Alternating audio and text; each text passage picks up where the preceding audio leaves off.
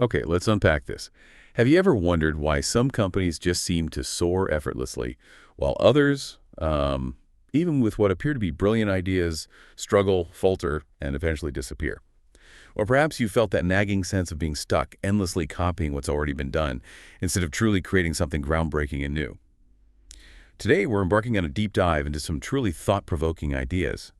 They come from a source that radically challenges conventional wisdom on business, innovation, and even how we envision the future itself. We're dissecting Peter Thiel's seminal work, Zero to One, Notes on Startups or How to Build the Future. Now, don't let the startups part fool you. This isn't just about launching a tech company. It's a profound framework for thinking differently, for discovering those hidden opportunities, and for creating extraordinary, lasting value in any endeavor. Yeah, what's fascinating here is that Thiel isn't just offering prescriptive business advice. Not really. He's presenting a deeply contrarian framework for understanding the very nature of progress and success. Our mission today is to extract the most important, actionable nuggets from his philosophy. We want to help you understand not just what these ideas are, but why they matter, why they can be a true roadmap for anyone looking to build something impactful, or simply to navigate a world of rapid change without feeling, overwhelmed by information overload. Right. Think of it as a guide to finding those genuine aha moments. From dissecting market dynamics and recognizing hidden opportunities to fundamentally reshaping your own approach to life and work, these insights are designed to arm you with a unique lens. Exactly. And we'll delve into concepts that challenge the very notions of competition itself, the conventional ways we view the future, and even the often misunderstood role of founders in building the next generation of world-changing companies. It's about seeing familiar landscapes through a completely new illuminating filter. So let's jump right in. Thiel begins by drawing a crucial fundamental distinction, 0 to 1 versus 1 to n. When he talks about 0 to 1, he's referring to what he calls vertical progress, or more broadly, technology. This is about creating something entirely new, a singular, unique act of creation that brings something fresh, perhaps even a bit strange, into existence. Like the leap from a typewriter to a word processor. Precisely. That wasn't just an improvement, that was a fundamental breakthrough, allowing us to do more with less, truly ratcheting up our capabilities. And when Thiel uses the word technology, he means it in the broadest sense. Any new and better way of doing things, not just computers or software. It's about innovating beyond existing models and forging truly new paths. And if we connect this to the bigger picture, this 0 to 1 progress is about transcending mere imitation. Thiel argues that the next Bill Gates, for instance, won't build an operating system. The next Larry Page or Sergey Brin won't just create another search engine. Right. Because copying, which is what 1 to n progress represents, means you're actually not learning from these pioneers in the most profound sense. So 1 to n is just copying. Essentially, yeah. 1 to n, or horizontal progress, is simply about copying things that already work and then spreading them more widely. It's taking one typewriter and building 100 more. On a macro level, this is what we call globalization, making things that work successfully in one place work everywhere else. China's rapid development over the past few decades serves as a paradigmatic example of this. They've effectively copied 19th century railroads, 20th century air conditioning, even entire urban planning models from the developed world. They might skip a few steps, perhaps going straight to wireless networks without ever installing widespread landlines, but it's still fundamentally a process of replication. Okay, but that replication has consequences, doesn't it? Oh, absolutely. This raises an important question for our collective future. What happens if, say, China doubles its energy production by just replicating old, established, carbon-intensive methods? The undeniable result would be a doubling of its air pollution. Or consider the hundreds of millions of households in India. If they were to live like Americans do today, relying solely on existing tools and resources, the environmental and resource implications would be catastrophic. Right. So globalization alone isn't sustainable. Exactly. Thiel's core argument here is critical. Globalization without genuine new technology, without that 0 to 1 thinking, is inherently unsustainable in a world facing increasingly scarce resources and growing populations. And new technology isn't an automatic feature of human history. Our ancestors rarely created significant new wealth, and relentless compounding progress only truly began around the 1760s with the steam engine, continuing up to about 1970. We cannot simply assume this continues indefinitely without conscious, deliberate, and sustained effort to create the new. And crucially, this kind of true technological leap, this 0 to 1 innovation, overwhelmingly tends to originate from new venture startups. It's incredibly difficult for large, established organizations to achieve this because they're often slow, bureaucratic, deeply risk-averse, and sometimes, frankly, more focused on internal signaling than on genuine innovation. Yeah, the big guys struggle with that kind of radical shift. They do. And even the most brilliant individuals, no matter their genius, can't create an entire industry in isolation. Startups, by their very nature, operate on the principle of intense collaboration while remaining small enough to foster truly divergent thinking, to question deeply ingrained ideas, and to rethink entire industries from the ground up. And here's where it really gets interesting. This entire framework, this approach to identifying truly new value, is rooted in a fascinating question Thiel uses to interview job candidates. What important truth do very few people agree with you on? That's a tough one. It is. Now, that question is deceptively difficult to answer. Intellectually, it's a challenge because the knowledge that is widely agreed upon and taught in schools, by definition, isn't unique.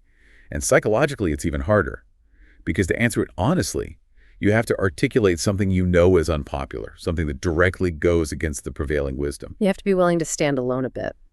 Exactly. It's not about being contrarian for contrarian's sake. It's about looking into the future, not by predicting it with existing models, but by seeing the present differently, by identifying a hidden truth that others simply miss or refuse to acknowledge. Yeah. It requires conviction in your own insights, even if they're unpopular. Right. And if we consider the dot-com bubble of the late 1990s, it offers a powerful illustration of just how easy it is for large groups of people to fall into a shared delusion. Thiel believes that finding these delusional popular beliefs is often the key to uncovering those hidden contrarian truths. For instance, the seemingly obvious idea that companies exist to make money, not lose it, was completely inverted during the dot-com mania when page views, or eyeballs, were seen as more important metrics than actual profit. Yeah, I remember that. Metrics over profit. Totally. When these conventional yet fundamentally flawed beliefs eventually collapse, that's what we call a bubble. The internet craze of the 90s was the biggest financial bubble since 1929, and the distorted lessons we thought we learned from it still profoundly shape how we think about technology and business today. Questioning what we've been taught about the past, especially about such a formative period, is the essential first step to thinking clearly about the future. That's absolutely right. And the 1990s, despite the rosy nostalgia we often associate with it, weren't uniformly cheerful. The decade actually kicked off with a recession, and a general malaise lingered from 1992 to 1994, marked by widespread anxiety over globalization and perceived job losses to places like Mexico. Even Silicon Valley itself felt somewhat sluggish.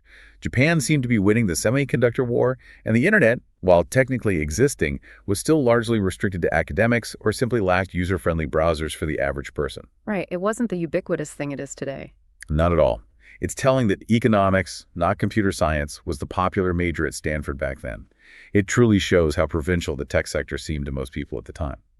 But then, of course, the internet changed everything. The Mosaic browser launched in 1993, truly opening up the web to everyday users.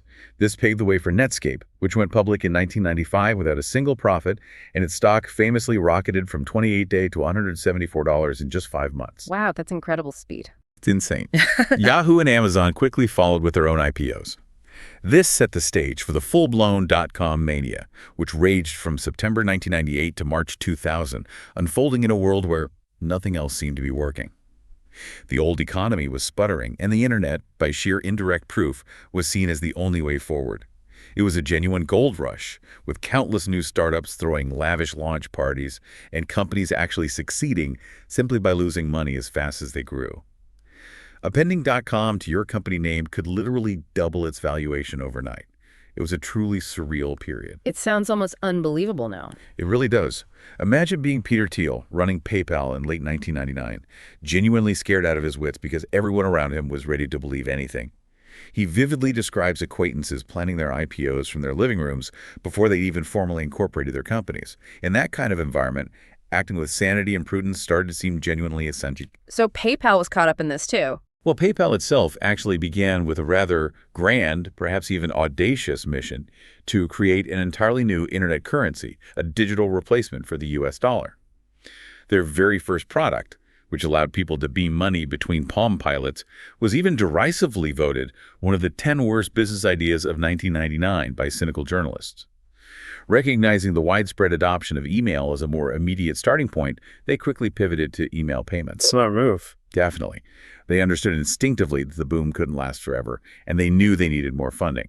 So they moved with incredible speed. In March 2000, at the very peak of the Nasdaq Q bubble, they managed to raise a staggering $100 million. Thiel recounts a wild anecdote about a South Korean firm wiring them $5 million without any formal documents or a completed deal in place, purely on a handshake. Wow, just like that. Just like that. This timely and substantial financing round bought PayPal the critical time they desperately needed to not just survive but eventually thrive. Because almost immediately after that deal closed, the bubble spectacularly popped. And that pop was indeed spectacular. The Nasdaq Composite Index, which had peaked at an astonishing 5,048 in March 2000, dramatically crashed to 11,114 by October 2002. This market collapse was widely interpreted almost as a form of divine judgment against the technological optimism that had swept through the 90s.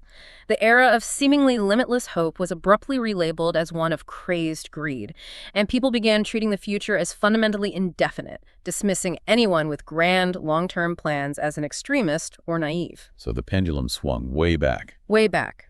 Effectively, globalization replaced technology as the new safe hope for the future. Since the much-hyped shift from bricks to clicks didn't pan out as widely expected, investors largely returned to literal bricks, like the housing market and BRICS, referring to the burgeoning global economies of Brazil, Russia, India, and China. This ironically paved the way for yet another equally devastating financial bubble. And from the ashes of this bust, entrepreneurs across Silicon Valley supposedly learned 4 profound lessons, which, as Kingle argues, really solidified into dogma in the startup world. First, grand visions should not be indulged. They were seen as the very fuel of the bubble, so only small incremental steps were deemed safe. Second, stay lean and flexible, which in practice often meant unplanned. Entrepreneurship was treated as an agnostic process of endless experimentation and iteration without the need for a concrete long-term plan. Just sort of feel your way forward. Exactly. Third, improve on the competition. Don't bother trying to create a new market. Instead, build your company by making incremental improvements on recognizable products already offered by successful competitors, focusing on their existing customers. And fourth, focus on product, not sales. The thinking went, if your product needed advertising or salespeople, it simply wasn't good enough. Sustainable growth was supposed to be purely viral, spreading on its own merit. Okay, so this raises an important question. Were these truly hard-earned lessons, or simply mistaken knee-jerk reactions to past mistakes? Thiel argues quite forcefully that, ironically, the opposite principles are often the more correct and effective path. The opposite, really. Yeah, he believes it is profoundly better to risk boldness than to succumb to triviality, that even a bad plan is actually superior to no plan at all, because you can always refine a plan, but you can't optimize aimlessness. He posits that competitive markets, far from being healthy, actually destroy profits, eroding the very capital that capitalism is supposed to accumulate. And perhaps most controversially to engineers, he insists that sales matters just as much as product, not less. That's a big one for tech folks. It is. While the market high of March 2000 was undoubtedly a peak of financial insanity, Thiel suggests it was also, in a less obvious but more important way, a peak of clarity. People looked far into the future, recognized the vast amount of valuable new technology needed for a better tomorrow, and crucially believed themselves capable of creating it. We still need that new technology, and Thiel suggests we might even need some of that 1999-style hubris and exuberance to get there. To build the next generation of truly impactful companies, he contends, we must actively abandon these deeply ingrained post-crash dogmas. Okay. Thiel then asks a crucial contrarian business question. What valuable company is nobody building? This question is far harder than it sounds because a company can create an enormous amount of value for society without actually becoming very valuable to itself. Creating value isn't enough. You also need to capture some of that value you create. Right, creation versus capture. Exactly. Consider, for example, U.S. airline companies. They collectively serve millions of passengers and generate hundreds of billions of dollars in economic value each year by connecting people and goods. But in 2012, when the average one-way airfare was around $178, the airlines only managed to make a paltry 37 cents in profit per passenger trip. 37 cents? That's nothing. Practically nothing. Now compare that to Google. In the same year, Google created less total value, about $50 billion versus the airline's $160 billion, but it managed to keep 21% of those revenues as pure profit. That's more than 100 times the entire airline industry's profit margin that year. Google makes so much money that when it went public, it was worth 3 times more than every single U.S. airline combined. the fundamental difference. The airlines compete fiercely with each other, driving profits to near zero. But Google, at least in search, stands virtually alone.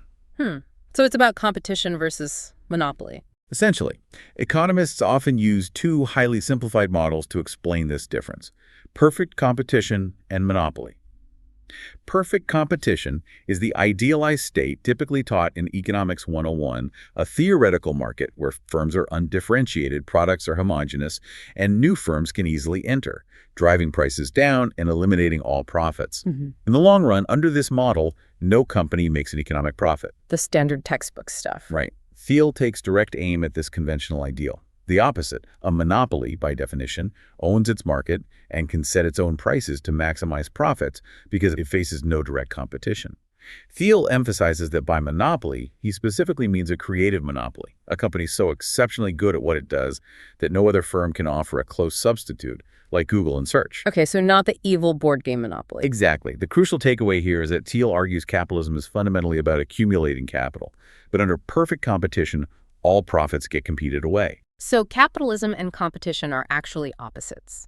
If your goal is to create and capture lasting value, you should actively avoid building an undifferentiated commodity business. That's a really provocative thought. Competition and capitalism are opposites. And this confusion about whether markets are truly monopolistic or competitive often stems from a universal, deeply ingrained bias in how businesses describe themselves. Monopolists, paradoxically, lie to protect their power. They exaggerate non-existent competition to avoid scrutiny and antitrust attention. Like Google saying they compete with cars and phones. Right. Google, for instance, when facing regulatory questions, will frame its market as incredibly broad. Search engine, union, mobile phones, union wearable computers, union self-driving cars, to make itself appear as a tiny, humble player in a vast, diverse landscape. On the flip side, non-monopolists often tell the opposite lie. We're in a league of our own. Entrepreneurs often fatally understate the true scale of competition by narrowly defining their market, making them appear dominant by definition. For example, a British restaurant in Palo Alto might claim to own the entire market for British food, conveniently ignoring the true competitive reality of the broader Palo Alto restaurant market, or even all other types of restaurants competing for diners' discretionary spending. This narrow framing is a dangerous delusion. Yeah, defining your pond so small, you look like the only fish. This brings us to why competition, despite being celebrated in conventional wisdom, is fundamentally destructive. A highly competitive business, like one of those Mountain View restaurants, is locked in a fierce, brutal struggle for mere survival. If they offer affordable food with razor-thin margins, they can only afford to pay their employees minimum wage and must squeeze every ounce of efficiency, sometimes even putting family members to work for free. It's a race to the bottom, essentially. It really is. Even at the highest echelons like Michelin-starred restaurants, intense competition can drive chefs to extreme measures. French chef Bernard Loiseau, a celebrated culinary figure, tragically committed suicide after a competing dining guide reportedly downgraded his restaurant, fearing he would lose his 3-star status. The competitive ecosystem, Thiel argues, relentlessly pushes people towards ruthlessness, or ultimately to ruin. Wow. That's a dark view of competition. It is, but if we connect this to the bigger picture, a creative monopoly like Google, precisely because it doesn't have to worry about competing for its core search business, has the critical latitude to truly care about its workers, its products, and its broader global impact. Their famous motto, "Don't be evil," isn't just a branding ploy. It's characteristic of a business successful enough to genuinely afford to take ethics seriously without jeopardizing its very existence. In business, Thiel suggests, money is either important or it's everything. Monopolists can afford to think about things other than relentlessly maximizing profits. Non-monopolists simply can't. So the lack of competition frees them up. Exactly. In perfect competition, businesses are so hyper-focused on today's survival and tomorrow's margins that they can't possibly plan for a long-term future. Only monopoly profits provide the stability and resources for a business to transcend that daily struggle for survival and invest in bold, long-term innovation. Okay. And beyond the sheer profitability, creative monopolies, Thiel argues, are the actual engines that truly drive progress. They add entirely new categories of abundance to the world. Think of the iPhone. It didn't just improve on existing phones. It gave customers the choice of a smartphone that actually worked intuitively and seamlessly. Right. It created a new standard. Totally. Governments even grant patents specifically to create temporary monopolies, explicitly acknowledging their value in incentivizing groundbreaking innovation. These new monopolies also invariably replace old ones. iOS supplanted Microsoft's operating system dominance, which in turn had replaced IBM's hardware monopoly. The advent of cell phones eventually overtook AT&T's landline monopoly. Thiel convincingly argues that if the natural tendency of monopoly businesses were to hold back progress, they would indeed be dangerous. But historically, progress is a continuous story of better, newer monopoly businesses replacing incumbent ones, driven by the compelling promise of future profits and the ability to finance ambitious, truly long-term research and development. So if creative monopolies are so beneficial, why are economists seemingly so obsessed with perfect competition as an ideal state? Thiel suggests it's a relic of intellectual history, stemming from economists' desire to copy 19th century physics models, viewing individuals and businesses as interchangeable atoms rather than unique creators. Their theories describe an equilibrium of perfect competition because it's mathematically easy to model, not necessarily because it represents the optimal state of business. It's about mathematical convenience, not reality. Largely, yes. But in business, Thiel asserts equilibrium means stasis, and stasis means, ultimately, death. He posits that every truly successful business is, by definition, a monopoly. It solves a unique problem in a way no one else does. All happy companies are different because they've found their unique path. All failed companies are the same because they failed to escape the destructive gravitational pull of competition. This is a profound shift in perspective. It really is. And this idea of competition isn't just an economic concept. It's a deeply ingrained ideology that pervades our entire society and, Thiel argues, dangerously distorts our thinking. We preach it, we internalize its supposed necessity, and we enact its commandments, often trapping ourselves within its confines. And the more we compete, the less we actually gain. Like in school. Exactly. Our educational system, for example, both drives and reflects this obsession. Grades primarily measure competitiveness, not necessarily true mastery or original thinking. Students are often taught the same subjects in the same ways, primarily to outcompete their peers, which often leads to conformism in elite careers like consulting or investment banking. For hundreds of thousands of dollars in tuition, students are frequently trained to be well-rounded for an unknowable future, rather than encouraged to become uniquely excellent at one substantive, truly valuable thing. And managers, especially in the business world, constantly compare strategy to war, using aggressive metaphors like headhunters, market share battles, and making a killing. But it's competition, not business, that is truly like war. Allegedly necessary, supposedly valiant, but ultimately destructive. That's a sharp distinction. It is. To understand conflict, Thiel makes a fascinating reference to literary giants, Marx and Shakespeare. Marx argues people fight because they are different. Think of the proletariat against the bourgeoisie. Shakespeare, by stark contrast, suggests combatants often look alike and fight over nothing, becoming even more similar as their feuds escalate, much like the Capulets and Montagues in Romeo and Juliet. In business, Thiel suggests, Shakespeare proves the superior guide. Firms become so obsessively fixated on their rivals for market share that they lose sight of what truly matters, creating something new and valuable. So they start to mirror each other. Exactly. This raises an important question.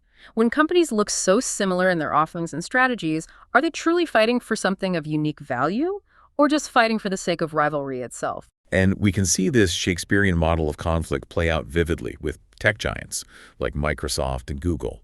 They started from fundamentally different places. Microsoft built operating systems, Google built a search engine, but as they both grew to immense scale, they became utterly obsessed with each other, leading to direct head-to-head rivalries like Windows versus Chrome OS or Bing versus Google Search. Yeah, they really went after each other. They did. And just as petty feuds tragically cost the Montagues and Capulets their children, Thiel suggests this competitive war caused Microsoft and Google their collective dominance, allowing a third player, Apple, to come along and ultimately overtake both of them in market capitalization and innovation. Just 3 years before Apple's ascendance, Microsoft and Google were each more valuable than Apple. War is indeed a costly business, and rivalry, particularly when it becomes an end in itself, causes us to overemphasize old opportunities and slavishly copy what worked or seemed to work in the past, rather than forging new paths. That's a powerful example. Consider also the relatively recent proliferation of mobile credit card readers. Square launched its distinct white square-shaped product in 2010. Then, almost immediately, came a flurry of imitators. NetSecure with a half moon, Intuit with a cylinder, and PayPal with the triangle. This was a classic case of obsessive imitation without any meaningful differentiation, a race to the bottom fueled by rivalry. Just copying the form factor. Right. Thiel even provocatively suggests that individuals with an Asperger's-like social ineptitude might ironically have an advantage in Silicon Valley. Because they're less sensitive to subtle social cues, they're less likely to fall into the trap of copying the crowd, and are thus more likely to single-mindedly pursue their own unique, original interests. Interesting point. And this kind of imitative competition can also lead people to hallucinate business opportunities where none genuinely exist. Remember the fierce, but ultimately futile battle for the online pet store market in the late 90s. Pets.com versus Petstore.com versus Petopia.com. Each was obsessively fixated on defeating its rivals, precisely because there were no substantive differences in their offerings to focus on. They completely lost sight of the fundamental question of whether the online pet supply market was even a viable business model in the first place. Ah, yes, Pets.com and the sock puppet. Exactly. Pets.com, of course, famously folded after the dot-com crash, with $300 million of investment capital vanishing, along with its sock puppet mascot. And sometimes rivalry is just plain weird and incredibly distracting. Take the almost Shakespearean conflict between Larry Ellison, the co-founder of Oracle, and Tom Siebel, his former protege who went on to found Siebel Systems. They were almost identical in their aggressive, sales-driven approach, and their personal hatred ran deep. Ellison famously sent truckloads of ice cream sandwiches to Siebel's headquarters, emblazoned with Oracle-branded wrappers in a brazen attempt to poach employees. Even a smaller database company, Informix, got drawn into the fray, putting up billboards personally attacking Ellison. This obsessive focus on rivals can lead to a catastrophic loss of focus on the actual business, as tragically seen when Informix later imploded in an accounting scandal. Wow, that's intense. Ice cream wars. Intense and destructive. Thiel argues that if you can't decisively beat a rival, sometimes it's strategically better to merge. My co-founder Max Levchin and I experienced this firsthand with PayPal. In late 1999, Elon Musk's X.com was hot on our heels, mirroring our product feature for feature. We were engaged in an all-out war where some of our engineers were quite literally designing bombs to defeat X.com, though thankfully, calmer heads eventually prevailed. Designing bombs? Seriously? Well, figuratively. Mostly. Yes. But in February 2000, a critical realization dawned on us. The rapidly inflating tech bubble posed an even greater existential threat than our internal rivalry. A financial crash would ruin us both, regardless of who won our small war. So in March, we decided to merge 50-50. De-escalating that rivalry wasn't easy, but as a unified team, we were able to ride out the dot-com crash and ultimately build a truly successful business. The enduring rule here is profound. If you absolutely must fight, fight hard, fight to win, and end it quickly. Avoid destructive pride and honor, like Hamlet's twisted logic of fighting for an eggshell. Recognizing competition as a destructive force rather than a sign of value is the same profitable approach. Okay, so escaping competition is step one. But building a monopoly isn't enough if it doesn't last. Right. Consider the stark contrast between the New York Times Company and Twitter. The Times was profitable in 2012 while Twitter was still losing money, yet Twitter, when it went public in 2013, was valued at $24 billion, over 12 times the Times' market capitalization. What explains this seemingly irrational valuation? It's all about future cash flow. A great business is fundamentally defined by its ability to generate substantial cash flows in the future.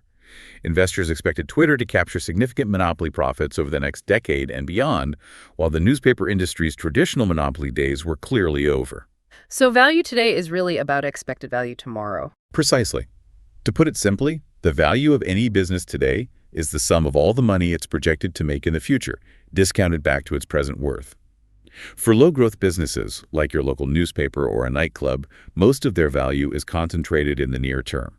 Their profits dwindle quickly as competition intensifies or consumer tastes shift. Technology companies, however, follow a completely different trajectory.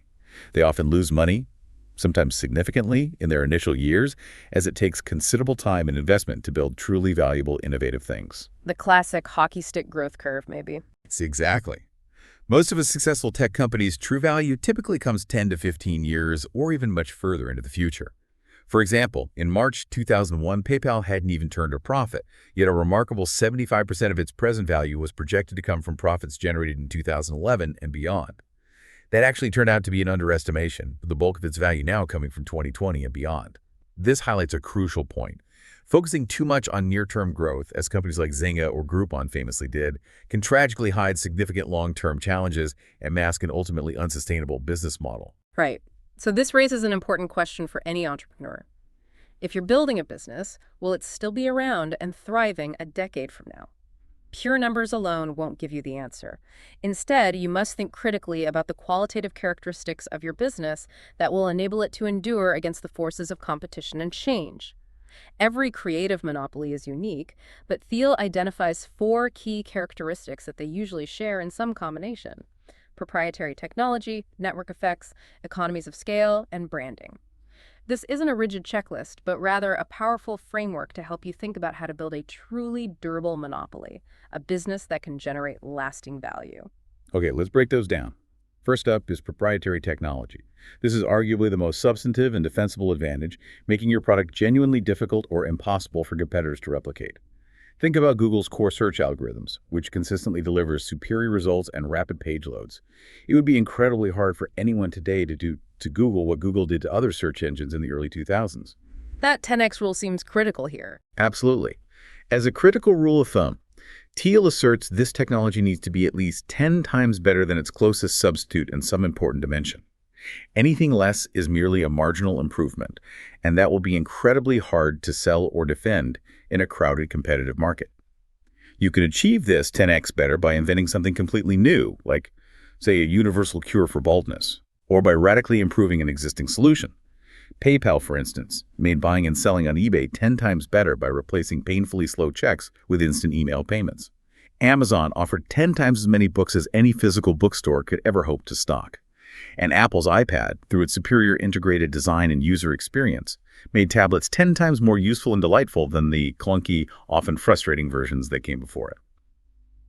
Okay, second characteristic, network effects.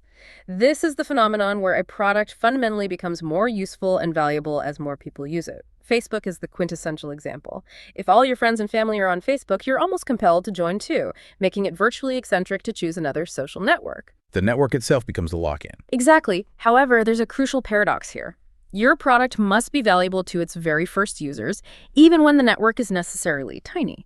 Companies like Xanadu, an early, ambitious attempt at a universal two-way communication network for all computers, famously failed because they conceptually needed everyone to adopt it at once. Facebook, on the other hand, understood this paradox and started with an incredibly small, concentrated market, just Harvard students. This highly focused initial market allowed them to achieve critical density before expanding. This is often why truly successful network businesses are rarely started by people with a conventional MBA mindset, because these initial hyper-focused markets often appear too small to be considered legitimate business opportunities by traditional metrics. Right, they look like toys at first. Third, we move to economies of scale. This means your business inherently gets stronger and more efficient as it gets bigger. The fixed costs associated with creating a product, things like engineering, research, and development, or the cost of office space, can be spread out over a much larger volume of sales. Software startups, in particular, can enjoy incredibly dramatic economies of scale because the marginal cost of producing another copy of their digital product is virtually zero. Whereas a service business hits limits. Exactly. In contrast, service businesses, like your neighborhood yoga studio, often struggle with this principle because their ability to serve more customers is directly limited by physical space or the number of instructors they can hire. A truly good startup should have the potential for massive scale built into its initial design, like Twitter, which can continue to grow to hundreds of millions of users without needing too many customized features, or a disproportionate increase in infrastructure. Got it. And fourth is branding. A strong brand essentially creates a monopoly on its own identity, making it a powerful way to claim and defend a monopoly position in the market. Apple is the prime example here. Their distinctive design, minimalist stores, pervasive advertising, and even Steve Jobs' carefully cultivated charisma all powerfully contribute to the perception that Apple products are uniquely superior and beyond direct comparison. But branding isn't enough on its own, right? Absolutely not. Branding, in Thiel's view, must always be built on substance. Apple's brand is incredibly powerful precisely because it rests on genuine proprietary technology, massive manufacturing scale that grants them significant pricing power, and strong network effects generated by their content ecosystem and app store. It's dangerous, even fatal, to start with brand over substance, as Marissa Mayer's ultimately unsuccessful attempt to revive Yahoo by merely making it cool clearly demonstrated. When Steve Jobs famously returned to Apple, he didn't just make it cool again. He notoriously slashed product lines to focus intensely on the handful of opportunities for truly 10x improvements. No technology company, or any truly valuable company for that matter, can be built on branding alone without underlying substance. Okay, so those are the 4 characteristics. How do you actually build that? To get these 4 characteristics to work in your favor, Thiel prescribes a very precise strategy.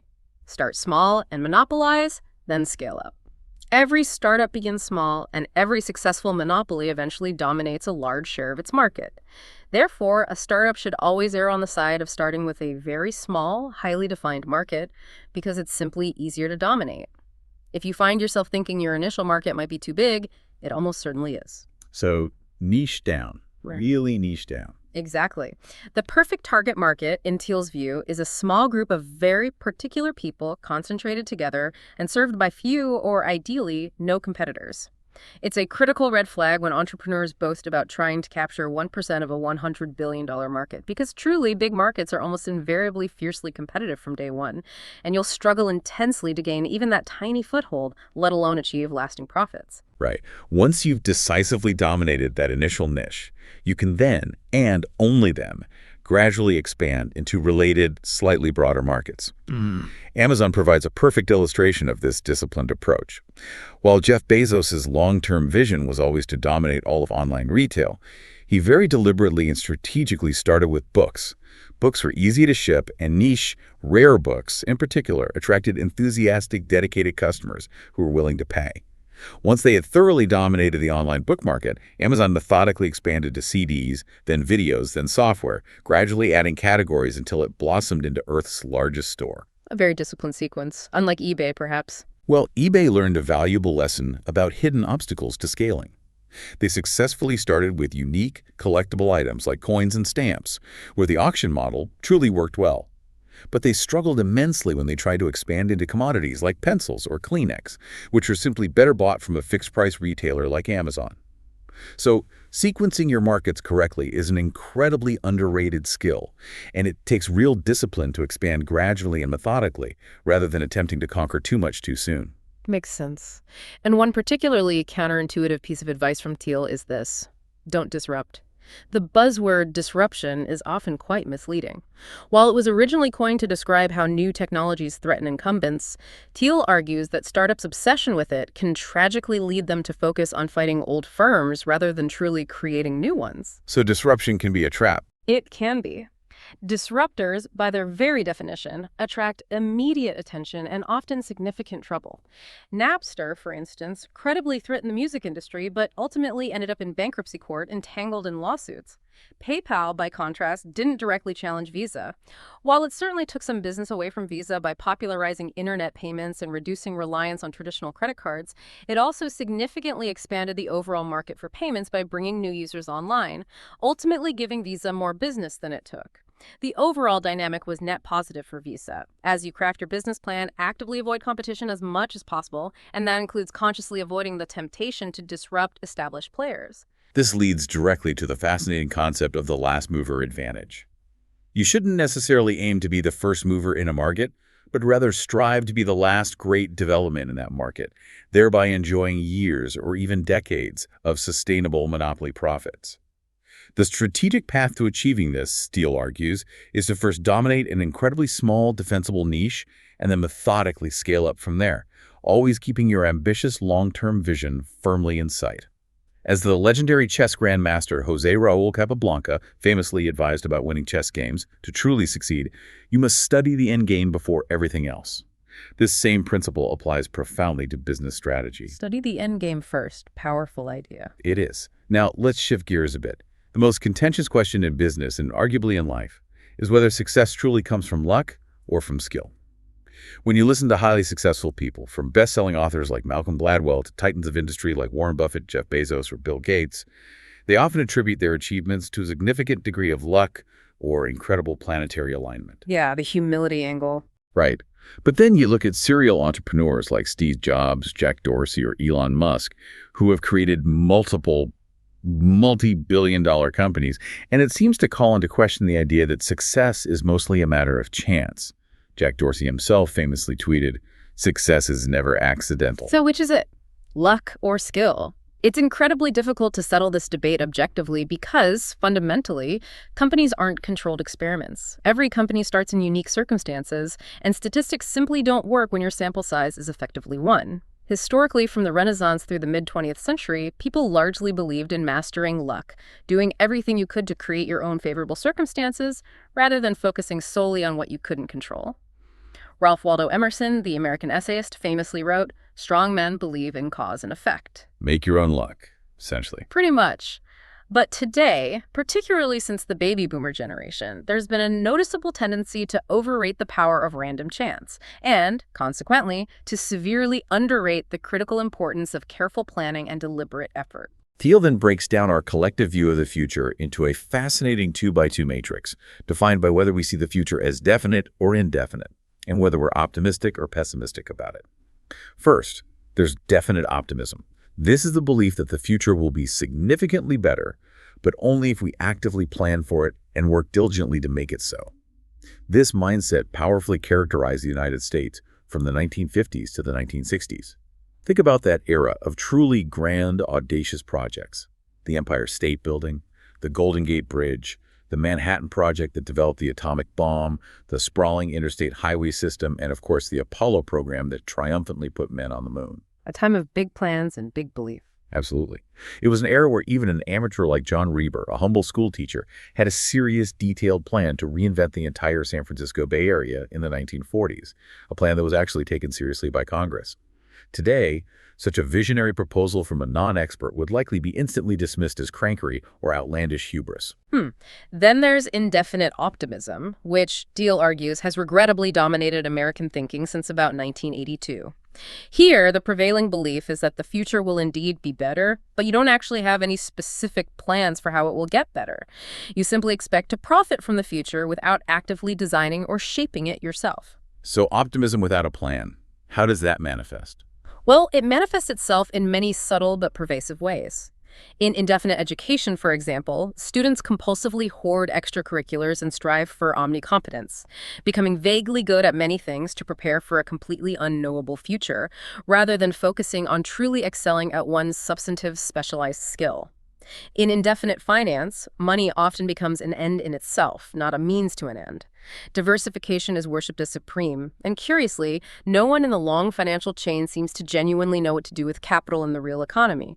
They prefer unlimited optionality over concrete investment. Hedging bets everywhere. Exactly. In indefinite politics, politicians meticulously tailor their image to polling data, focusing almost exclusively on short-term gains rather than visionary, long-term plans. And government primarily provides insurance and transfer payments, rather than tackling complex, audacious solutions. Even in indefinite philosophy, thinkers like Rawls and Nozick, despite their vast differences, are, in Thiel's view, optimistic but indefinite, focusing on abstract processes for societal organization rather than concrete plans for actually changing the world. And in life itself, like biotech. Yeah, in indefinite life, particularly within the biotech industry, the grand search for radical longevity seems to have been largely given up for a statistical probability of death. Modern drug discovery, Thiel notes, often relies on random molecular combinations, a million-fold amplification of Fleming's accidental discovery of penicillin.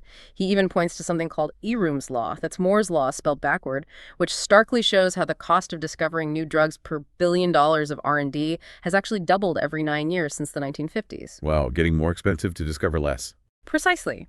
It's a clear sign that progress isn't guaranteed and requires deliberate, definite effort.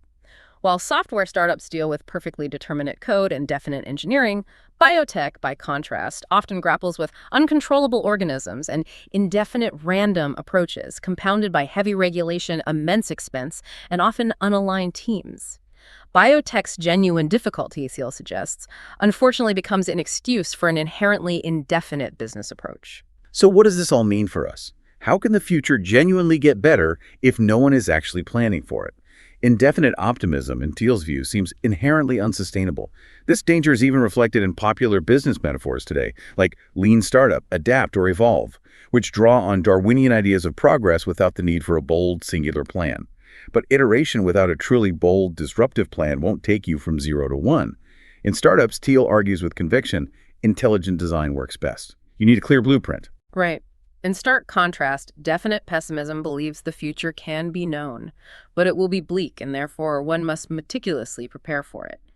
China, Thiel argues, exemplifies the most definitely pessimistic major power today. Despite its ferocious economic growth achieved through copying and scaling Western models, its leaders and much of its public are deeply aware that their living standards won't truly catch up to the West in a sustainable way. This mindset leads to an obsession with things getting worse, prompting wealthy Chinese to move their money out of the country and poorer ones to save every last penny. Okay. And finally, there's indefinite pessimism. What's that about? Which essentially means the future is uncertain and bleak, so you just wait for it to happen, bracing for impact. Europe, Thiel suggests, is a prime example of this, characterized by undirected bureaucratic drift, slow-motion crises, and a culture of improvisation, often just kicking the can down the road rather than tackling fundamental issues. This leads to a pervasive sense of fatalism and perhaps the famously long vacation mania as people try to be merry and distract themselves in the meantime. So, 4 distinct views of the future, and Thiel clearly favors definite optimism. The profound power of planning is incredibly evident when we consider how Steve Jobs meticulously designed not just beautiful revolutionary products, but his entire business. Apple's multi-year plans for the iPod, iPhone, and iPad were the result of careful, deliberate, long-term planning, not just reacting to market feedback or iterating aimlessly. This kind of long-term planning, Thiel laments, is tragically undervalued in our predominantly short-term, indefinite world. This also explains the inherent difficulty of valuing private companies today. Founders with truly definite, robust plans, like Mark Zuckerberg famously rejecting Yahoo $1 billion offer for Facebook in 2006, often refuse to sell because they clearly see where they can take the company, a vision that Yahoo clearly lacked. A business built with a good, definite plan will almost always be underrated in a world where most people perceive the future as random and unpredictable. So we need a shift back to definite planning. Thiel argues, we urgently need to find our way back to a definite future, which, he contends, requires nothing short of a cultural revolution in the Western world, displacing the pervasive, indefinite thinking in philosophy, politics, and the media. He believes a startup is the largest endeavor over which you can genuinely have definite mastery, powerfully affirming that you are not a lottery ticket. You are not a lottery ticket. I like that. Me too. And here's where it really makes you rethink things. The concept of the power law. You might have heard the apocryphal quote, often attributed to Einstein, about compound interest being the 8th wonder of the world. While Einstein probably didn't actually say it, the idea powerfully reinforces a core message. Never underestimate the exponential growth that arises from compounding returns. Right. Small percentages adding up over time. It's exactly. The economist Vilfredo Pareto discovered what's now known as the 80-20 rule, or Pareto principle, observing that a small minority often achieves disproportionate results. For instance, 20% of people owning 80% of the land. The power law describes these severely unequal exponential distributions. It defines our surroundings so completely, from the sizes of cities to the distribution of wealth, that we often don't even consciously see its pervasive influence. It's everywhere but invisible, and it's particularly visible and brutal in the world of venture capital. VCs raise money from limited partners and invest it in promising early-stage companies, hoping a few will grow exponentially and become incredibly valuable.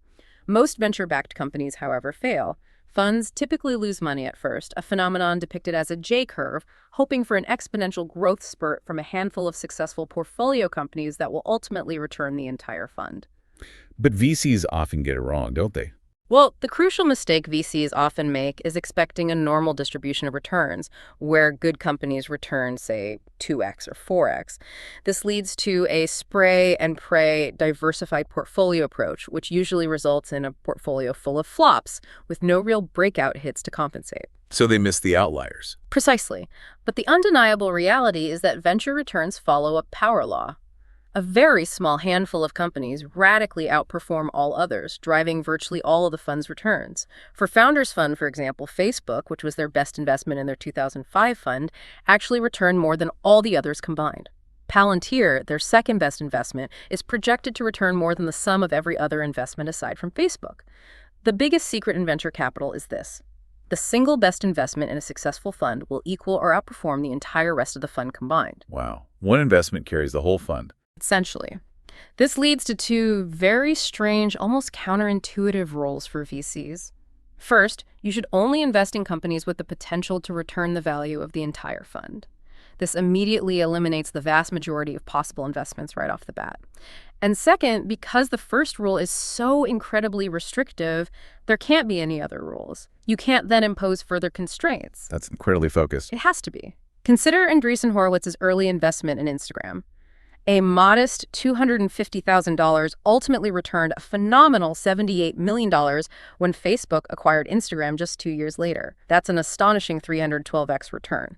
But for a typical $1.5 billion fund, they would need 19 Instagrams just to break even. This stark math is precisely why VCs have to fund companies so heavily. They need those massive fund-returning hits. So it's all about finding those huge potential wins. Absolutely.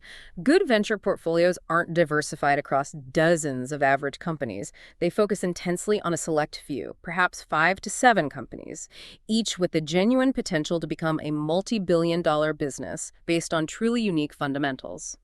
And ironically, VCs often miss the power law because its dramatic effects only become clear over time. They live in the present, dealing with early-stage companies that, before exponential growth kicks in, often look relatively similar.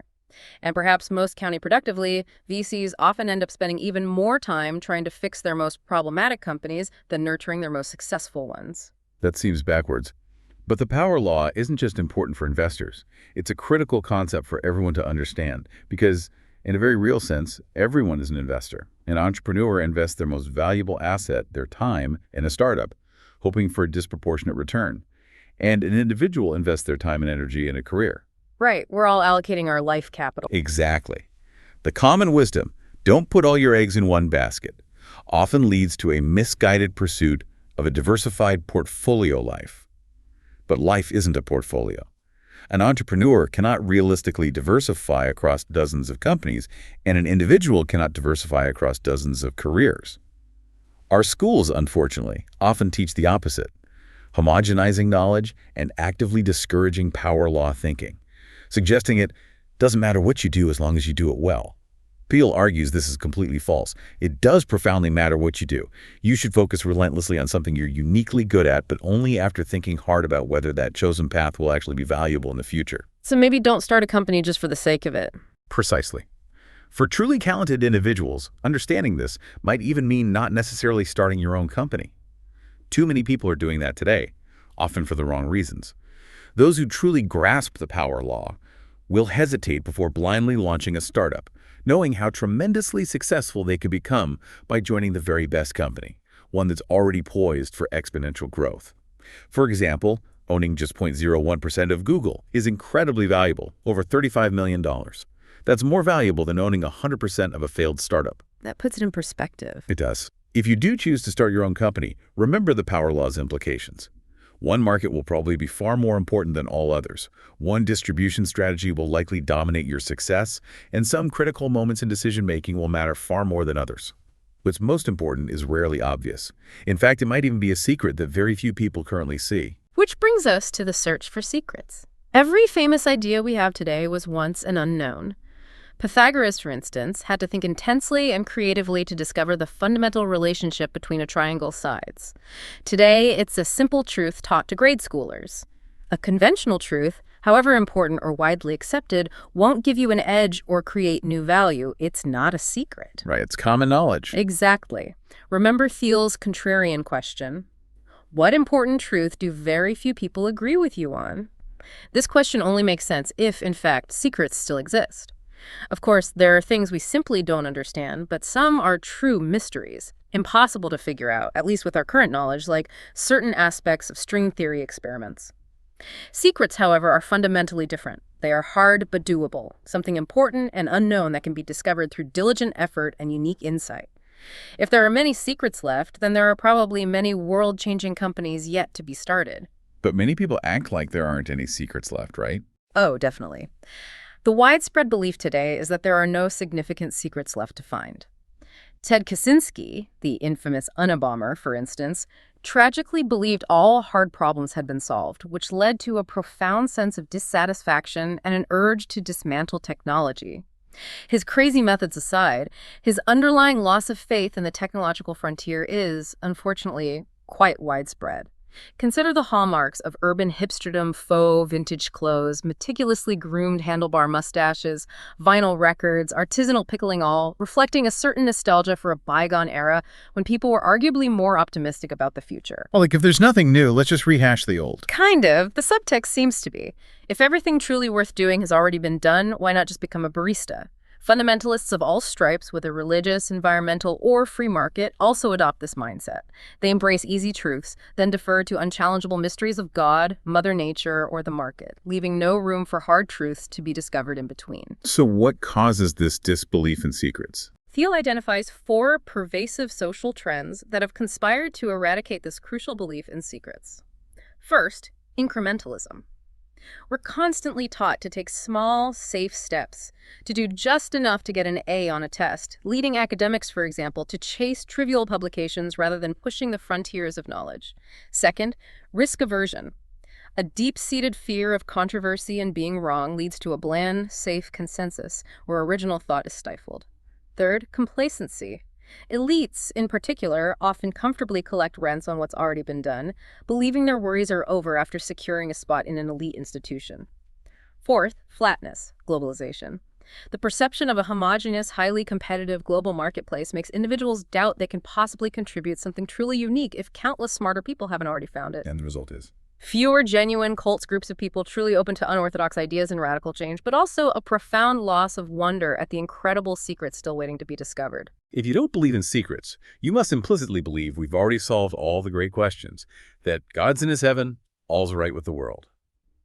This worldview, for example, leads to an unwavering faith in efficient markets, but financial bubbles like the internet bubble in 1999 or the housing bubble in 2005 clearly demonstrate extraordinary inefficiencies and opportunities that were missed or exploited by those who saw things differently.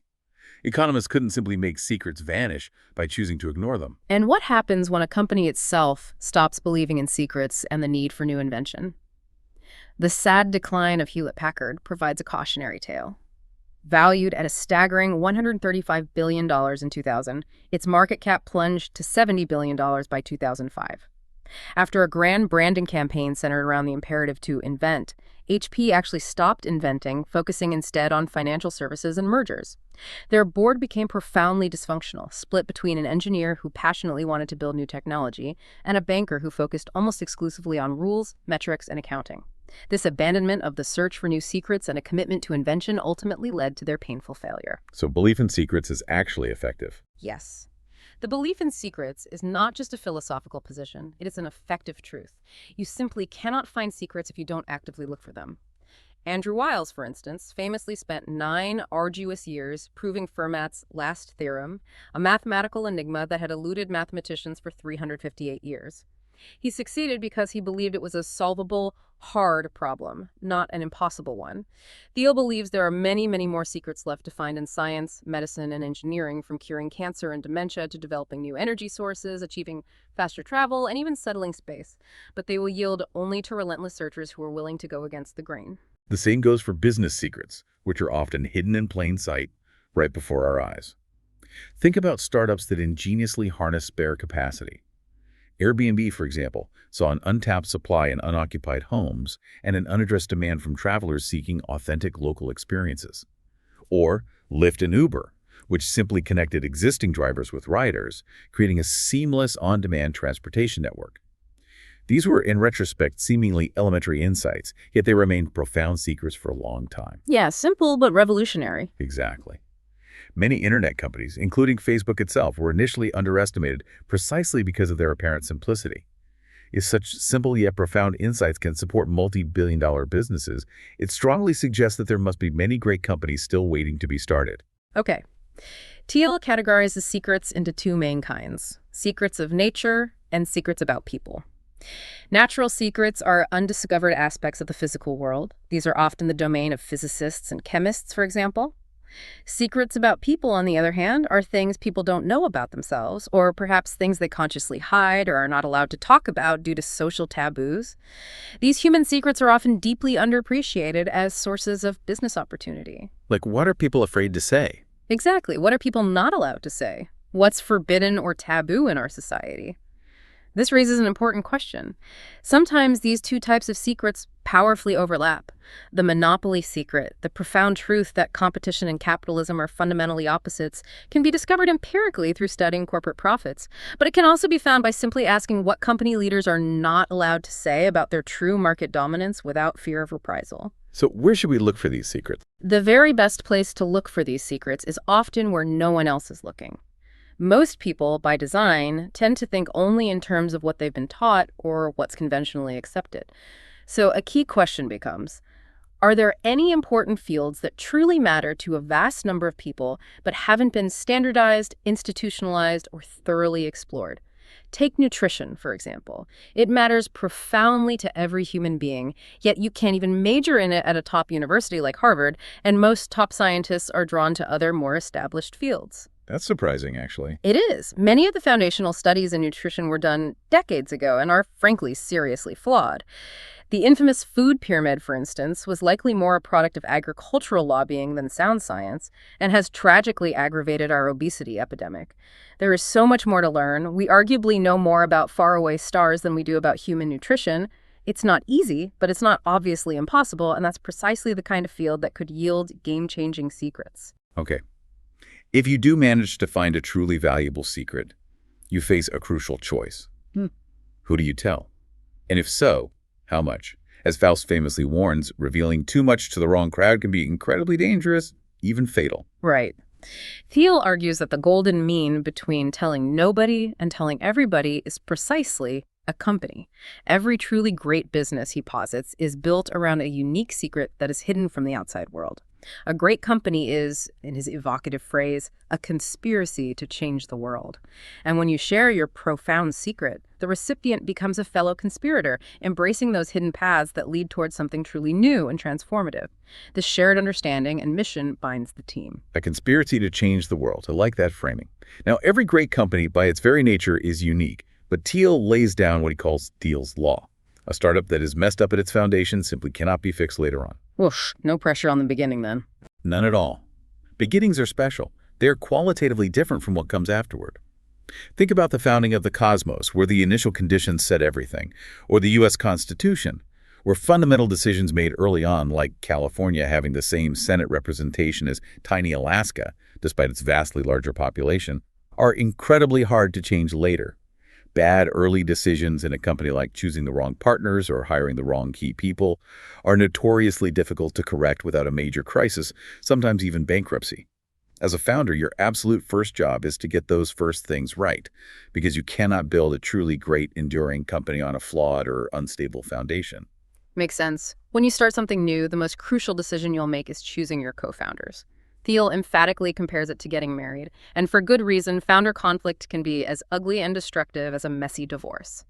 Optimism naturally abounds at the start, making it seem unromantic or cynical to even consider what could go wrong, but if founders develop irreconcilable differences, the entire company suffers profoundly. Like Luke Nosek's first startup. Exactly. Luke Nosek, my co-founder at PayPal, for instance, had a previous startup famously fail because of a terrible co-founder match.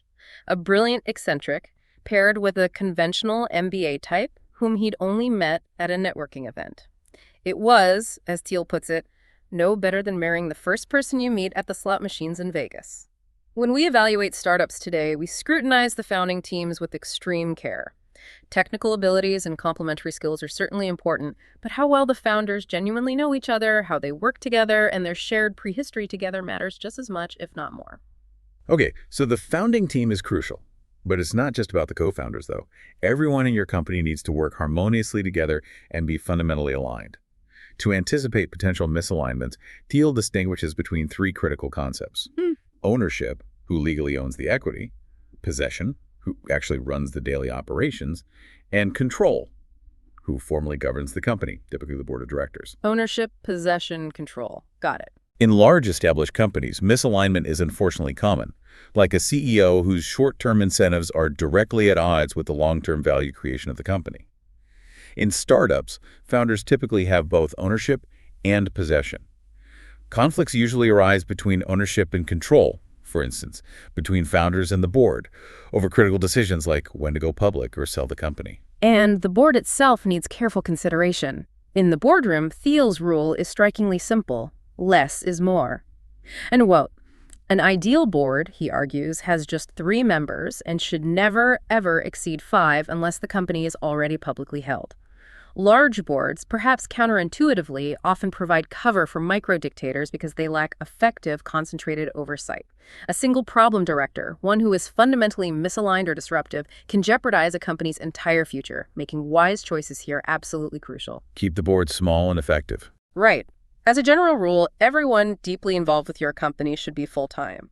While outside lawyers and accountants are obvious exceptions, part-timers, remote workers who aren't fully integrated, and consultants are fundamentally misaligned, their incentives are biased towards claiming near-term value rather than helping create future value. As Ken Kesey famously put it, you're either on the bus or off the bus. There's no middle ground for true commitment. Okay. For people to be truly committed and give their all, they need to be properly compensated. Thiel notes a clear, almost paradoxical pattern for startup success. The less a company pays its CEO in cash, the better the company tends to do. For an early-stage, venture-backed startup, a CEO's cash salary, he argues, should not exceed $150,000 per year. Really? Low CEO pay is good. That's his argument. High cash pay can actually incentivize defending the status quo and optimizing for short-term gains rather than aggressively solving difficult problems and pursuing radical breakthroughs. A cash-poor executive, conversely, is naturally incentivized to focus relentlessly on increasing the company's overall value, which benefits everyone. Aaron Levy, the CEO of Box, famously paid himself less than almost everyone else in the early days, even living modestly, setting a powerful example for his employees' deep commitment. So cash is about claiming value now. Equity is about building future value. Exactly. Cash compensation, with its pure optionality, teaches workers to claim value from the company as it already exists. Equity, however, is the one form of compensation that truly orients people towards creating future value by offering a direct share of ownership in the company's ultimate success. However, allocating equity perfectly fairly is incredibly difficult. Giving everyone seemingly equal shares can feel unfair because of differing talents, responsibilities, and contributions. And granting wildly different amounts up front can also cause immediate resentment.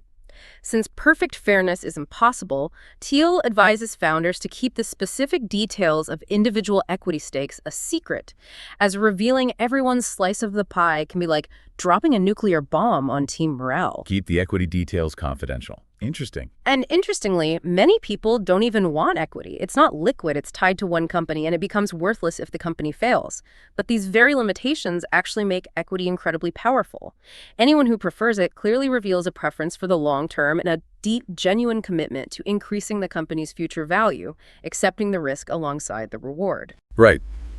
Beyond compensation, company culture is absolutely vital. It's not really about superficial perks like beanbag chairs or sushi chefs. As Thiel describes it, culture is what that looks like on the inside for a team of people on a mission. The PayPal Mafia is a famous example of this, a tightly knit team where former colleagues went on to found or invest in multiple billion-dollar companies, fundamentally shaping Silicon Valley. They weren't just talented, they liked working together. Precisely. This wasn't just about hiring the most individually talented people. It was about hiring people who actually enjoyed working together, who were excited about working specifically with that unique group of individuals on that unique mission. Time is your most valuable asset in a startup, and durable, trusting relationships make that investment worthwhile and highly productive. Recruiting is a core competency that should never, ever be outsourced. When you're trying to attract top talent, generic pitches like, our stock options will be worth more, or you'll get to work with the smartest people simply don't cut it because every company says that and it sounds hollow. So what does work? Good answers are deeply specific to your company. You need to articulate why your mission is uniquely compelling. Not just important in general, but why it's something truly unique that no one else will get done. For PayPal, it was the audacious mission of creating a new digital currency for the internet. And you also need to explain why your team is a unique personal match for that specific recruit. Don't fight the perk war. Instead, offer irreplaceable, impactful work on a genuinely unique problem alongside truly exceptional people whom the recruit will genuinely enjoy collaborating with. Makes sense. Thiel argues that from the outside, everyone in your company should appear different in the same way. Think of startup employees all wearing branded t-shirts or hoodies. It signifies a cohesive tribe of like-minded people fiercely devoted to the company's mission. The early PayPal team, for instance, consisted of the same kind of nerd who loved science fiction, preferred capitalist Star Wars to communist Star Trek, and were collectively obsessed with creating a new digital currency. On the inside, however, every individual should be sharply distinguished by their work, their unique contribution. Right. Uniform outside, unique inside. The best thing Thiel did as a manager at PayPal was implementing what he called the one thing rule. Every single person was responsible for just one unique thing, and they knew they'd be evaluated only on that specific contribution. This dramatically simplified management and, perhaps surprisingly, significantly reduced internal conflict, as most fights in organizations are over shared responsibilities and unclear lines of ownership. This internal piece is absolutely crucial for a startup survival, as internal conflict is like an autoimmune disease, making a company incredibly vulnerable to outside threats. Like a cult, almost. Well, he even provocatively compares the best startups to slightly less extreme kinds of cults. While notorious cults are fanatically wrong about something, successful startups are fanatically right about something profound that outsiders have missed or dismissed. This means they are fundamentally unlike consulting firms, which typically lack a distinctive driving mission and are purely transactional.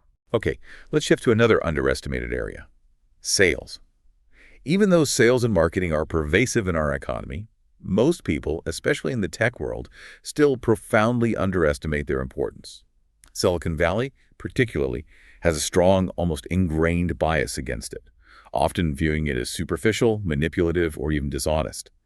The "build it and they will come" myth is deeply pervasive among engineers, who would much rather just focus on building cool, technically elegant stuff. But they won't come automatically. Exactly, but customers will simply not come just because you've built something great. You have to actively make it happen, and that, it turns out, is far harder than it looks.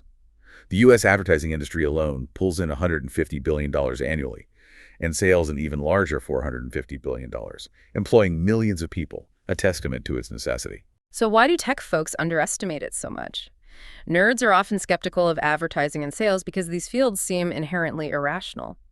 But advertising absolutely works, even on engineers, by embedding subtle impressions and associations that drive sales later, often subconsciously.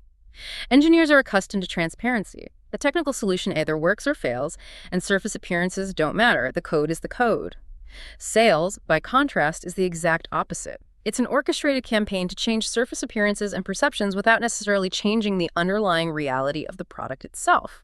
Which feels dishonest to an engineer. It often does. This often strikes engineers as fundamentally dishonest or even manipulative. What they miss is that it takes incredibly hard work, skill, and artistry to make effective sales look effortless. All successful salespeople are, in very real sense, actors.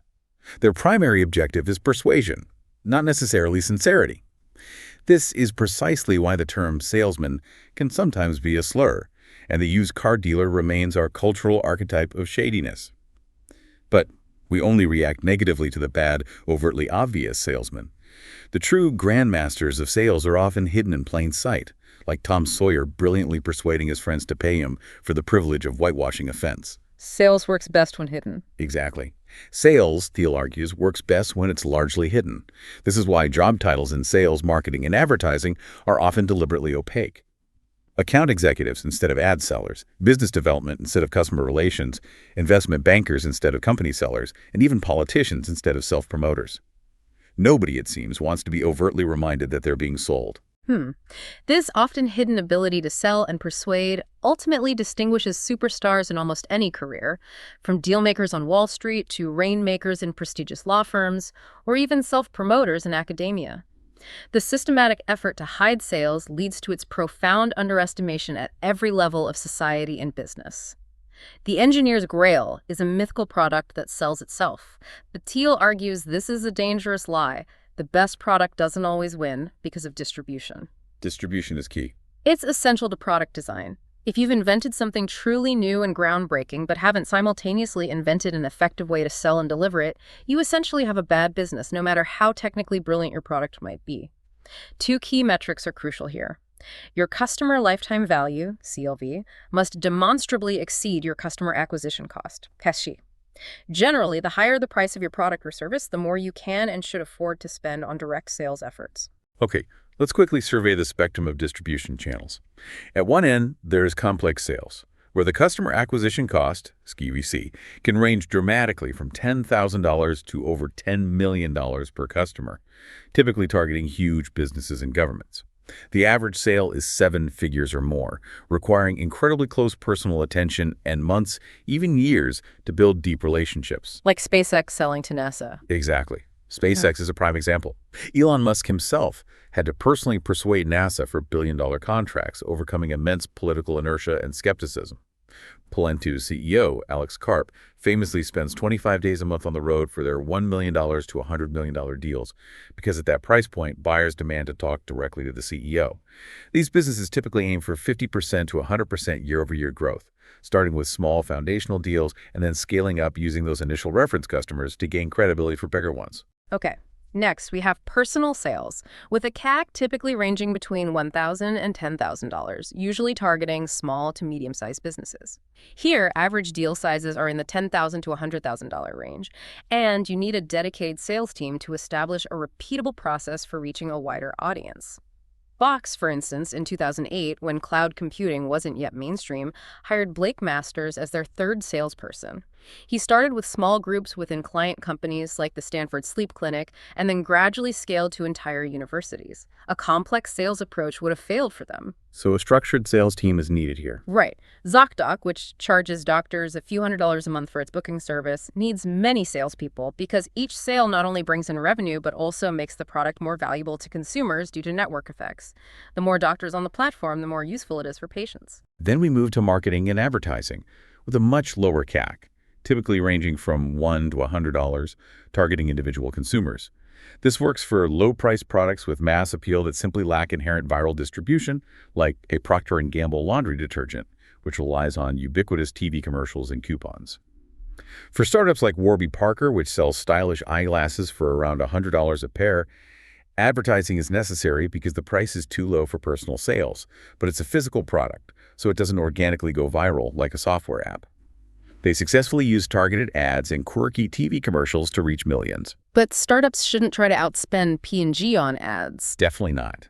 Startups should generally resist trying to compete head-on with big companies on massive advertising budgets. PayPal's early campaign with James Doohan, Scotty from Star Trek, famously flopped, while Priceline's highly successful campaign with William Shatner, Captain Kirk, worked because Priceline was already a major player with brand recognition. Makes sense. At the far end of the spectrum is viral marketing, with an incredibly low SAC, often around $1, also targeting consumers. This is when a product literally spreads by itself, like a highly contagious virus, as with PayPal's email payments feature. Interestingly, there's a rather treacherous dead zone in between personal sales and advertising, where the CAC falls between $100 and $10,000. Many software services for small businesses, for example, often land squarely in this zone, finding no good distribution channel because advertising is too broad or inefficient for their price point, and personal sales are simply too expensive for the relatively low per-customer revenue. This is a common pitfall. The dangerous middle ground. Thiel argues there's a power law of distribution. One distribution method is likely to be far more powerful and effective than all others for any given business. A kitchen sink approach, trying a little bit of everything, with a few salespeople, some ads, and a viral afterthought, simply doesn't work. Most businesses, he asserts, ultimately fail due to poor sales and ineffective distribution, not because they had a bad product. Wow, sales failure, not product failure. That's his claim. The crucial takeaway here is, if you can get just one distribution channel to work exceptionally well, you have the potential for a great business. But if you try for several, yet don't manage to truly nail one, you're almost certainly finished before you even begin.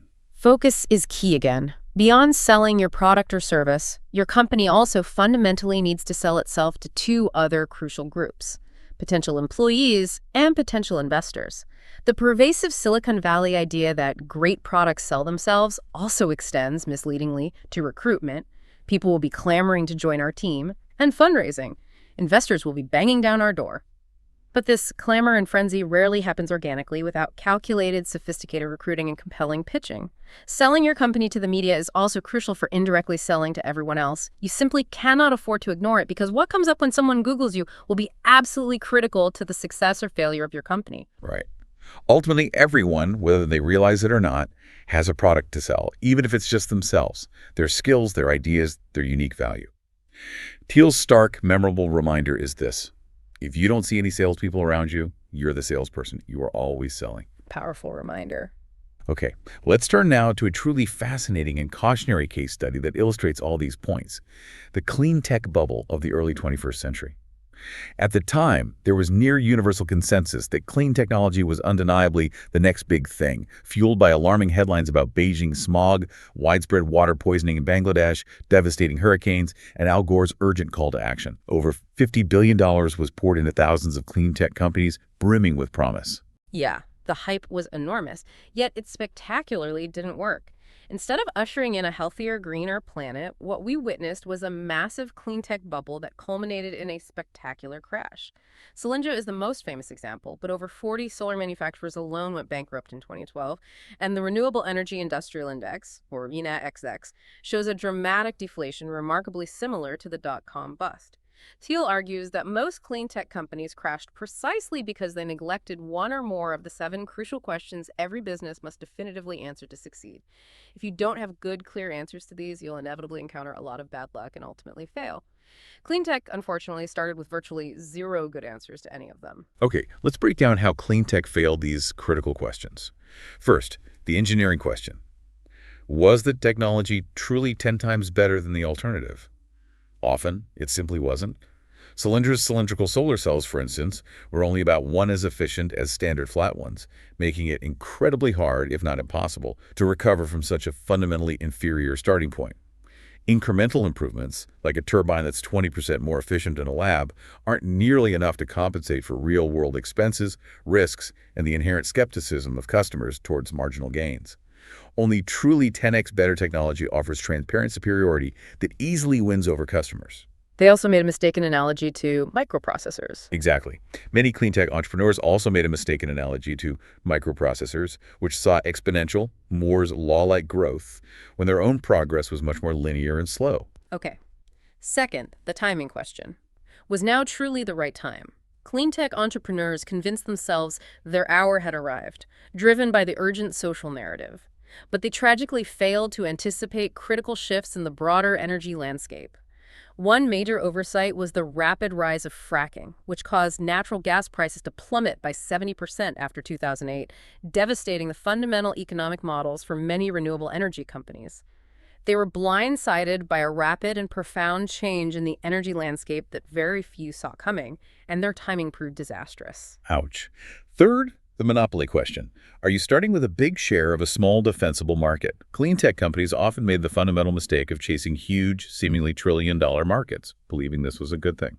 But as Thiel points out, trillion-dollar markets inevitably mean ruthless, bloody competition from day one. CEOs would publicly admit to very strong startups already existing in their niche, but still confidently predict market dominance. They confused market size with market opportunity? Precisely. There was a lot of market definition confusion. Companies would rhetorically shrink their market to seem unique. Gee, my 100 mil UW output is 10% of the U.S. solar market, but then immediately ask for valuations based on colossal global markets. 18 GW for global solar, 420 GW for global renewables, 15,000 GW for global power. You simply cannot dominate a fictional submarket, and genuinely huge markets are intensely competitive, eroding all profits. Many would have been far better off aiming to dominate a tiny niche British restaurant market in Palo Alto. Right. Fourth, the people question. Do you have the right team to build this? Thiel found that many of the failing clean tech companies were quite strikingly run by shockingly technical teams and salesman executives. They might have been adept at raising capital and securing government subsidies, but they were demonstrably less skilled at actually building products customers truly wanted. The infamous suit test. Exactly. What's fascinating here is Thiel's now famous suit test. Founders Fund, his venture capital firm, had a blanket rule to pass on any company whose founders dressed up in suits for pitch meetings. Real technologists, he asserts, tend to wear t-shirts and jeans. A CEO who looks like a salesman is probably not only bad at sales, but likely even worse at technology and engineering, signaling a fundamental misalignment of priorities. Okay.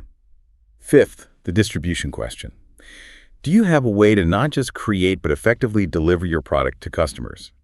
Better Place, an electric car battery swapping company, famously thought its groundbreaking technology spoke for itself and consequently didn't bother to market it clearly or create an easy distribution path. The product required customers to jump through significant hoops, prove predictable driving routes, and sign up for complex subscriptions. Despite overcoming formidable technical challenges, they ultimately failed because they didn't overcome other obstacles, namely distribution and customer adoption. They needed a clear, compelling, and easy way to sell and deliver their product effectively, which they utterly lacked. Technology isn't enough. Sixth, the durability question. Will your market position be defensible 10 and 20 years into the future? Clean tech companies often fail to anticipate overwhelming competition, particularly from China, which led to numerous bankruptcies and lawsuits. Many companies, like Evergreen Solar and Abound Solar, simply blamed aggressive pricing actions from Chinese solar panel companies for their demise. This raises an important question. If you can't clearly articulate what will stop a massive, low-cost competitor like China from wiping out your business, then the eventual outcome shouldn't have been a surprise. They didn't anticipate the competitive landscape changing. Or ignored it. They also embraced misguided assumptions, believing that fossil fuels would inevitably decline in price and availability, rather than getting cheaper or cleaner. The rapid rise of fracking, which made natural gas prices plummet, completely blindsided an industry whose entire premise was built on the twilight of fossil fuels. Wow. And finally, seventh, the secret question. Have you identified a truly unique opportunity that others don't see? Clean tech companies often justified their existence with conventional, widely accepted truths, believing that an overwhelming social need for clean energy automatically implied an overwhelming business opportunity for all clean tech. Phrases like green is the new red, white, and blue and a gold rush feeling were broad, popular conventions that everyone agreed on, but they obscured any specific, actionable insights. They lacked a unique secret. As Thiel argues, great companies have secrets, specific reasons for success that other people don't see or acknowledge. There was also a significant ambiguity between socially good, meaning good for society as a whole, and seen as good by society, meaning fashionable or politically popular. Doing something truly different and unique is what's genuinely good for society and allows a business to capture profit. Clean tech's widespread failure was not in its noble goals, but in its execution and fundamentally flawed business plans, often doing the same thing as everyone else in the name of an overbroad, undifferentiated social goal. Okay, so that explains the failures. Now let's look at Tesla, the remarkable exception that precisely proved all these rules. Tesla is one of the very few clean tech companies from that decade that is not only surviving but thriving today.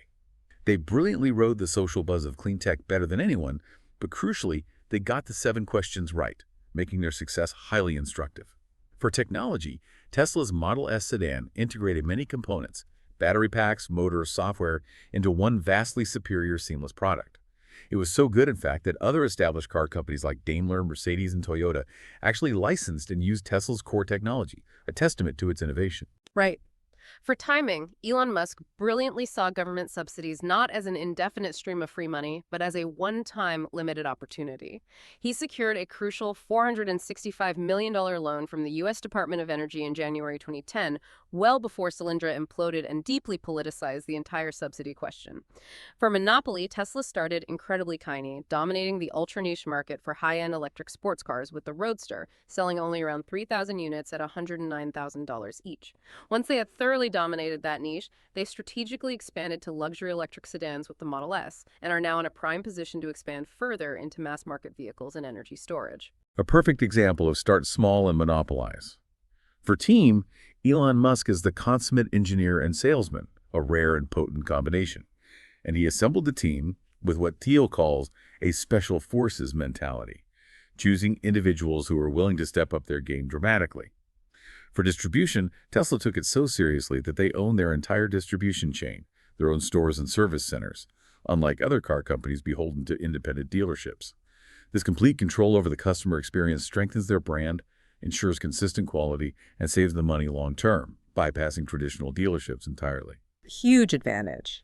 For durability, Tesla enjoys genuinely proprietary technology, an incredibly strong, almost cult-like brand, and its founder, Elon Musk, remains firmly in charge, ensuring a coherent long-term vision. And for secrets, Tesla brilliantly understood that fashion and aspiration were driving much of the broader interest in clean tech. While other companies built eco-conscious cars that signaled virtue, Tesla built cars that simply made drivers look cool, period, regardless of their environmental leanings. They capitalized on the hidden truth that clean tech was as much a social and aesthetic phenomenon as it was an environmental imperative. So Tesla proves that there was nothing inherently wrong with the idea of clean tech itself. The world genuinely needs new energy sources and sustainable solutions. The macro need for energy solutions is profoundly real, but a valuable business must start by finding a highly specific niche and dominating that small market with superior solutions, just like Facebook began as a service exclusively for a single university campus before strategically expanding globally. Right. The execution mattered more than the general trend. Exactly. Now let's consider what might be the ultimate paradox for building a truly great company. The founder themselves. Are these individuals truly normal? The PayPal co-founders were certainly an eccentric bunch, to say the least. 4 of them had reportedly built bombs in high school, 5 were under 23 when the company started, and 4 were born outside the U.S., having escaped various forms of communism. Luke Nosek was famously into cryonics, Mass Levchin was effectively stateless, and Russ Simmons had literally escaped a trailer park. Even Ken Howery, the Eagle Scout of the group, was seen as crazy for taking a third of the salary he was offered elsewhere just to join their nascent venture. They were, in Thiel's words, decidedly eccentric. Yeah, definitely not your average group.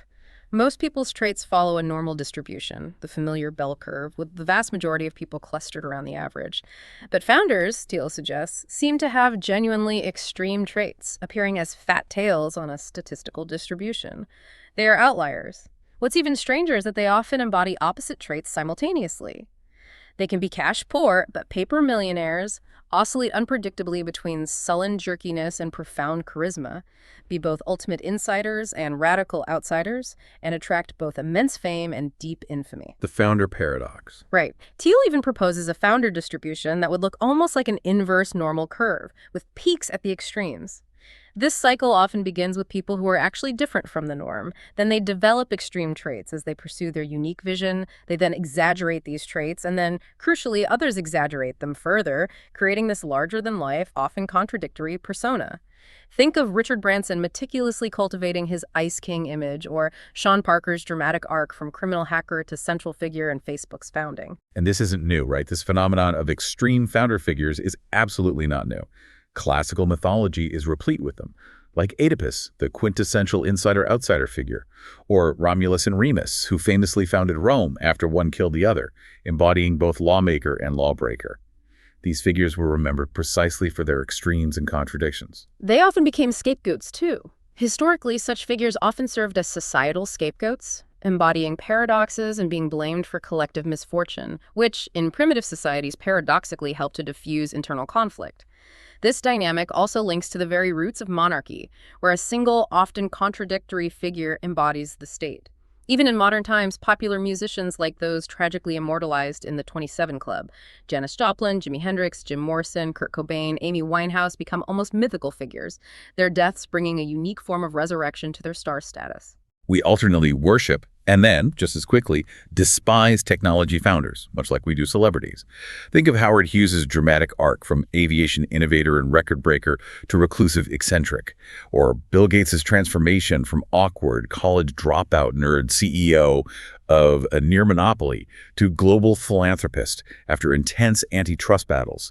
These trajectories vividly show this dynamic. And Steve Jobs is another incredibly powerful example. An artist by temperament, he preferred closed systems and focused relentlessly on products. He was eccentric, a college dropout, often barefoot, obsessed with Apple-only diets, and famously even got kicked out of Apple, the company he founded. But his eventual return powerfully demonstrated his irreplaceable value. In his absence, a series of credentialed, normal executives had nearly bankrupted the company. Jobs returned to introduce the iPod, iPhone, and iPad, ultimately leading Apple to become the world's most valuable company. The founder's irreplaceable value, Thiel argues, lies in their unique ability to make authoritative, often counterintuitive decisions, to inspire fierce loyalty and commitment from their team, to plan decades ahead with unwavering conviction, and to maintain an essential openness to radical invention, preventing the insidious slide into incrementalism. However, there's a significant danger here. Individual prominence and adulation can easily, almost inevitably, turn to notoriety and even demonization. They shouldn't believe their own hype too much. Founders should never overestimate their own isolated power. A truly great founder brings out the very best in everyone at their company. They are not simply Ayn Randian prime movers operating independently of others. The single greatest danger for a founder is to become so absolutely certain of his own myth that he loses his mind and his connection to reality. But, Thiel warns, an equally insidious danger for every business is to lose all sense of myth and vision and tragically mistake disenchantment for true wisdom. That's a really important balance to strike. Yeah.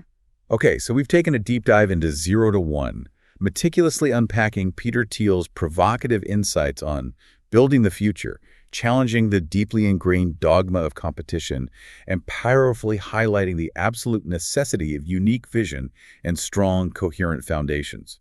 The central theme resonates. It's all about creating something genuinely new and transformative, not simply doing more of the same. We're doing it only incrementally better. Right. And what's fascinating here is how these micro-level business insights Thiel presents connect to the grand macro-level questions about humanity's collective future. Thiel lays out 4 fundamental possibilities for our trajectory. First, recurrent collapse, where history alternates endlessly between periods of prosperity and devastating ruin. Second, a plateau where the world converges to a highly developed state, but then stagnates indefinitely, unable to innovate further. Third, extinction, a catastrophic, irreversible collapse for humanity. Okay, those first 3 sound pretty grim. What's the fourth? The fourth is an accelerating takeoff toward a much better future, often referred to as the singularity, a point of profound technological and societal transformation. Ah, the optimistic one. And he powerfully argues that while we can trace fascinating trends like Moore's law, the future ultimately isn't automatic. It's not a question of if the singularity or some other profound transformation happens, but a stark choice between nothing or something. It's fundamentally up to us to actively create it. The future isn't a given, it's a construction. It's on us to build it. Exactly. Yeah. So what does this all mean for you listening? If every truly unique moment in business happens only once, and genuine creation means boldly going from 0 to 1, then what singular opportunity is waiting for you to discover, to build, and to bring into existence? What hidden path will you choose to take, perhaps towards the moon or even to the sun, instead of just walking the well-trodden road that others have already paved for you? Yeah, this raises an important question. In a world that so often encourages conformity, incrementalism, and following the established playbook, are you willing to seek out the secrets that undeniably still exist and then work with profound conviction to make them real? The most important things in our lives, the universe we inhabit, the very planet beneath our feet, the company you might build, and even this very moment you are experiencing, are all singular, never to be precisely repeated. Embrace that profound uniqueness and create something truly new.